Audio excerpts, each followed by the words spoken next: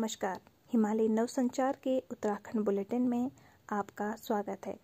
उत्तराखंड राज्य अपनी भौगोलिक दशाओं की उथल-पुथल के साथ सियासी रूप से भी अस्थिर रहा है। 3 जुलाई को उत्तराखंड के निवर्तमान माननीय मुख्यमंत्री तीरथ सिंह रावत ने त्यागपत्र दे दिया था। इसके बाद पिथौरागढ़ के पुष्कर सिंह धामी को उत्तराखंड के नए मुख्यमंत्री बनाया गया। उन्होंने इस सुंदर हिमालयी राज्य के 11वें मुख्यमंत्री के रूप में शपथ ग्रहण करके अपना कार्यभार ग्रहण किया। भारतीय जनता पार्टी के उत्तराखंड राज्य में राजनीतिक नेतृत्व को लेकर आइए जानते हैं अन्य राजनीतिक दलों की राय।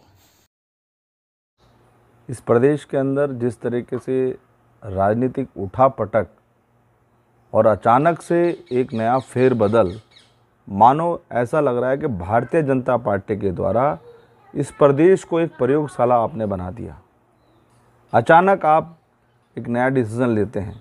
2-2.5 महीने पहले आपने एक निर्णय लिया था कि यहाँ पर हम एक नया मुख्यमंत्री स्थापित करेंगे जो कि यहाँ विकास की बातें करें, जो इस प्रदेश को एक दिशा देने का काम करें। आज बड़ा दुख का विषय है कि ना तो कोई यहाँ विकास की बातें करता है, ना कोई यहाँ हॉस्पिटलों की व्यवस्था करता है। कोरोना काल में आपने देखा होगा कई ऐसे युवा, ऐसे लोग जिनके कईयों के घर के चिराग उजड़ गए, कई लोगों के परिवार में इतना बुरा हाल हुआ, सरकार की व्यवस्थाएं थी सब ध्वस्त हुई, खत्म हुई। आज आप फिर एक नया फैसला लेते हैं कि आप एक प्रदेश को एक दूसरा मुख्यमंत्री देने वाले हैं। इस प्रदेश का यह दुर्भाग्य रहा कि शायद हो सकता है कि कैसी यहाँ स्थापना, किस तरीके से यहाँ पे बातें चल रही हैं। आपने इस प्रदेश के साथ ऐसा लगता है कि जैसे कि आपको या तो कानून की व्यवस्था बारे में जानकारी कम है या आप संवैधानिक पदों का हनन कर रहे हैं। एक मुख्यमंत्री का पद और उसके बाद आप इस तरीके से बदलाव कर रहे हैं। इतने पूरे प्रदेश का पूरा सिस्टम आपने कोलैप्स करने का काम कर रहे हैं। हम ये जानना चाहते हैं कि यह प्रदेश विकास की बातें करने के लिए कब तैयार होगा। ये खाली एक मुख्यमंत्री बनाने के लिए यह प्रदेश रहा है। मानो ऐसा लगता है कि कोई यहाँ पे कोई मुखिया ही नहीं है, हमेशा भटकाव की राजनीति। प्रदेश की स्थिति ऐसी हो रखी, लगता ही नहीं है कि यहाँ पे कोई सरकार नाम की कोई चीज़ है। कांग्रेस पार्टी जो हमेशा जनहित के सरोकारों को देखती है, समझती है, हर व्यक्ति को तक पहुंचने का काम करती है। भारतीय जनता पार्टी को पूरी जनता नकार चुकी है। वह अपनी ज़मीन तलाश रहे हैं, वो समझ चुकी है कि हमारी हार निश्चित है। कि आपने सही सवाल किया है। भारतीय जनता पार्टी की कार्यप्रणाली पर सवाल खड़े हो गए हैं।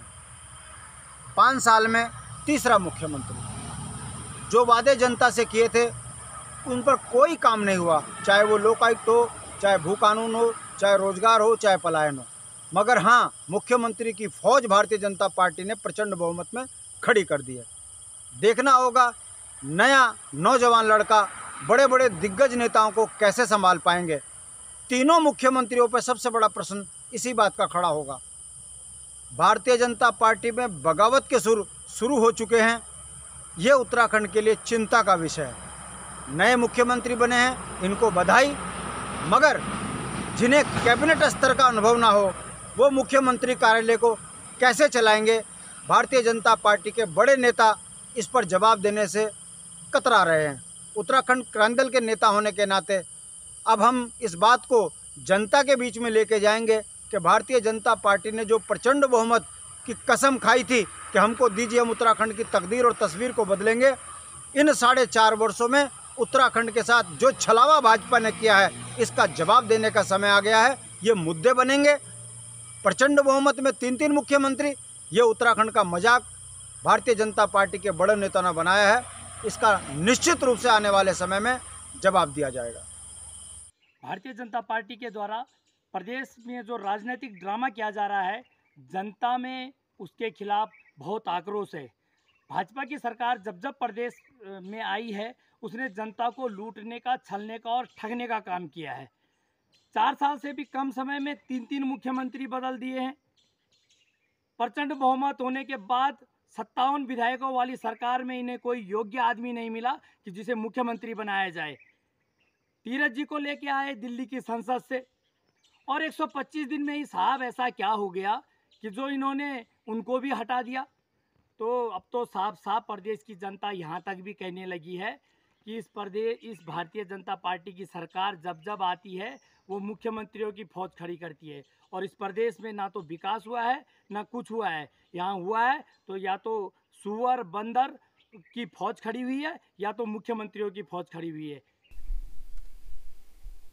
ऐसी ही रोचक जानकारी के लिए आज ही हिमालय नवसंचार यूट्यूब चैनल को सब्सक्राइब करें, साथ ही बेल आइकन पर क्लिक जरूर करें ताकि आगामी वीडियो की सूचना आपको मिलती रहे। अधिक जानकारी के लिए हमारी वेबसाइट www.himalayanasanchar.com पर विजिट करें। धन्यवाद।